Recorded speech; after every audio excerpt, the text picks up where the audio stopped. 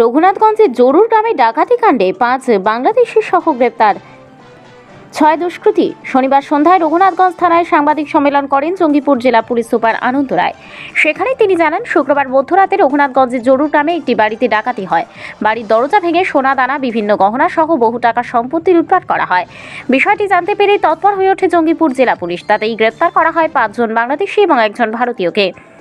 তাদের কাছ থেকে বাজেয়াপ্ত করা হয় মোবাইল, ডাকাতি করার সরঞ্জাম। দুষ্কৃতীরা বাংলাদেশ থেকে এসে বহরমপুরে একটি বাড়িতে ভাড়া থাকছিল বলে জানা যায়। রবিবারে ধৃতদের আদালতে পাঠিয়ে ডাকাতির সঙ্গে আর কে কে জড়িত রয়েছে তার তদন্ত করে দেখবে জঙ্গিপুর জেলা পুলিশ। পাশাপাশি আর কোনো প্ল্যানিং ছিল কিনা তাও খতিয়ে দেখা হচ্ছে বলে জেলা পুলিশ জানিয়েছেন।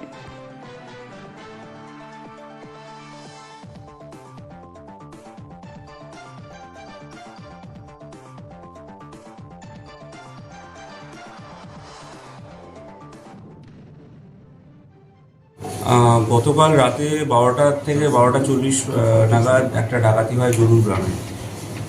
তো কিছু অর্নামেন্টস 7.5 ভরি সোনা আর কিছু টাকা ওরা লুট করে নিয়ে যায়। প্রথমে ওরা দরজা ভেঙে ওভার পাওয়ার করে, হাত পা বেঁধে লুটপাট করে নিয়ে চলে যায়। অ্যাকর্ডিংলি আমরা খবর পাই, তারপরে আমাদের ইনভেস্টিগেশন চালু হয়। 6 জনকে মোট অ্যারেস্ট করা হয়েছে, 5 জন বাংলাদেশি, 1 জন ইন্ডিয়ান। এরা কি ডেরা বেঁধেই এখানে ছিল? এরা বহরমপুরে একটা বাড়ি 2 দিন ধরে ভাড়া করে ছিল, এটা পাওয়া গেছে এখনও প্রাইমারি ইনভেস্টিগেশনে।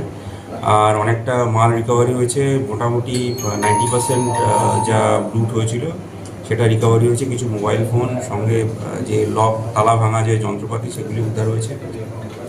আপনার সামনে দেখতে পাচ্ছেন। বাংলাদেশ থেকে সেখানে ডাকাতি করছে, এটা কি কিভাবে দেখছে? নতুন বেশ ব্যাপারটা, তাই না? আমরা সব অ্যাঙ্গেল দিয়ে দেখছি।